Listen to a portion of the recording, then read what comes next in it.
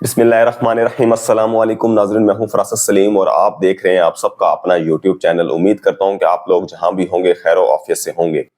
اللہم صلی علی سیدنا و مولانا محمد و آلہ و صحبہ و بارک وسلم۔ کمیشن کا کل اجلاس ہوا تھا اور آئینی بینچ بنائے جانے کا جو ہے وہ فیصلہ ہونا تھا سندھ کے اندر، کیونکہ سندھ اسمبلی نے قرارداد پاس کر لی تھی، اور جب قرارداد پاس ہو جانی ہے تو اس کے بعد آپ آئینی بینچ وہ صوبہ تشکیل دے گا۔ اب سندھ کے اندر چیف جسٹس محمد شفیع صدیقی جو ہیں وہ بھی موجود تھے، پھر ایڈوکیٹ جنرل سندھ وہ بھی وہاں موجود تھے، تو اس کے بعد ان کے وزیر داخلہ بھی موجود تھے اجلاس کے اندر جو جوڈیشل کمیشن کا اجلاس ہو رہا تھا۔ اب دو ارکان اس میں نہیں تھے، ایک اختر حسین پاکستان بار کونسل کے، ان کی جو مسز ہیں ان کی طبیعت خراب تھی، وہ اس لیے وہاں وہ موجود نہیں تھے، نہیں آ سکے، اور دوسرا جسٹس جمال خان مندوخیل، کیونکہ وہ چائنا گئے ہوئے تھے اور وہ شاید لیٹ پہنچے ایئرپورٹ پر، وہ لیٹ ہو گئے، تو پھر وہ جب اجلاس شروع ہو چکا تھا اور اس میں آخری ٹائم پر تھوڑے وقت کے لیے آئے، تو چیف جسٹس محمد شفیع صدیقی جو ہیں انہوں نے ایک جو ہے وہ تجویز دی کہ آئینی بینچ کے حوالے سے کیسز بہت زیادہ ہیں سندھ ہائی کورٹ میں، اور آپ جو بینچ ہے تمام کے تمام جو ججز ہیں وہ آئینی بینچ قرار دیں اور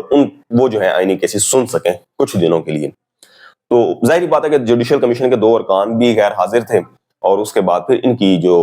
تجویز تھی اس کو مان لیا گیا، اور 24 نومبر تک سندھ ہائی کورٹ کے تمام جو بینچز ہیں وہ آئینی بینچ قرار دیے گئے اور وہ آئینی درخواستیں سن سکتے ہیں۔ اب ناظرین، یہ مزے کی بات یہ ہے کہ چیف جسٹس محمد شفیع صدیقی اگر اپنا نام تاریخ میں رقم کروانا چاہتے ہیں تاریخی دنیا تک، تو وہ بڑا کام کر جائیں جو بڑوں کو ہلا کے رکھ دیں۔ اب وہ کام کیا ہے؟ 22 اکتوبر کو سندھ ہائی کورٹ کے اندر دو درخواستیں دائر ہوئی تھیں 26ویں آئینی ترمیم کے حوالے سے، اور پھر شاید 28 اکتوبر کو وہ درخواست قابل سماعت قرار پائی، اور 13 نومبر تک چیف جسٹس محمد شفیع صدیقی اور ایک اور جج تھے جسٹس شہزاد، میرے خیال دو رکنی بینچ تھا، انہوں نے یہ فیصلہ کیا، اٹارنی جنرل سے جواب طلب کیا، سندھ کے ایڈوکیٹ جنرل سے جواب طلب کیا، سندھ حکومت سے جواب طلب کیا کہ آ کے جواب دیں کہ اس کے جو آئینی ترمیم ہوئی ہیں اس کے اندر عدلیہ کی آزادی پر کیا فرق پڑا ہے۔ اب اگر وہ 13 نومبر کو جواب سننے کے بعد روزانہ کی بنیاد پر سماعت کرتے ہیں اور 5-6 دن سماعتیں سن کر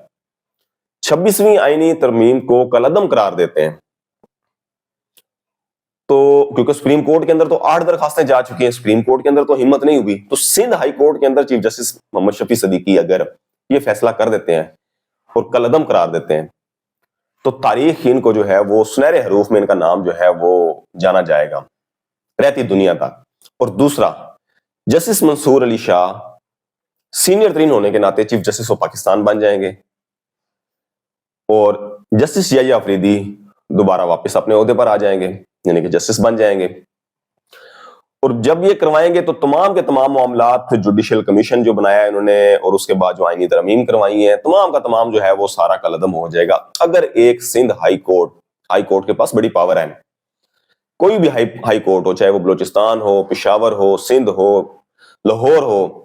اسلام آباد ہو، اب کیونکہ وہ درخواست ابھی تک کسی نے قابل سماعت نہیں قرار پائی، صرف اور صرف سندھ ہائی کورٹ نے جو ہے وہ درخواست سنی ہے،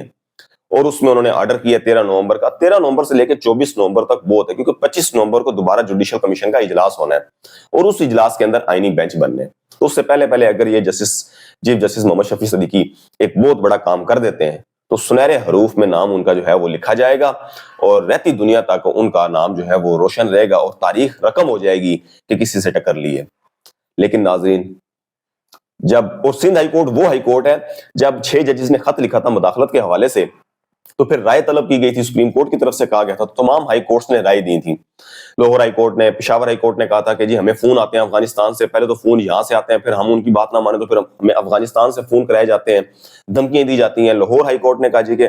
ATC کے اندر بہت زیادہ مداخلت ہو رہی ہے ایجنسیوں کی طرف سے، اور اس کے بعد پھر اسلام آباد ہائی کورٹ تو خط لکھ چکی تھی، بلوچستان ہائی کورٹ نے کہا جی کہ مداخلت ہو رہی ہے۔ سندھ ہائی کورٹ کے اس وقت چیف جسٹس عقیل عباسی تھے جو اب سپریم کورٹ میں جج بن چکے ہیں،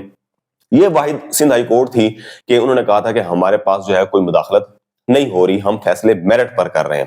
اب ناظرین، سندھ ہائی کورٹ ایک تو وہاں کسی قسم کا کوئی کام نہیں تھا، کہ وہاں مداخلت کی ضرورت پڑے، ایک چیز. اور دوسرا ہو سکتا ہے کہ وہاں سندھ ہائی کورٹ میں مداخلت نہ ہو رہی ہو. تو اب اگر مداخلت نہیں ہو رہی تو چیف جسٹس محمد شفیع صدیقی اس بات کو ثابت کر دیں کہ مداخلت نہیں ہو رہی اور وہ 26ویں آئینی ترمیم کو کالعدم قرار دے کر ایک فیصلہ ایسا جاری کریں کہ حکومت جو ہے وہ پریشان ہو جائے. لیکن میں پھر کہوں گا کہ مجھے امید نہیں ہے کہ کسی کے اندر یہ جرت ہو، کسی جو ہے ماں نے ایسا بیٹا پیدا کیا ہو کہ وہ ان کے سامنے ٹکر لے سکے اور وہ کہے کہ جی میں فیصلہ کرتا ہوں اور یہ خلاف قانون ہوا ہے، عدلیہ کی آزادی پر ضرب لگی ہے.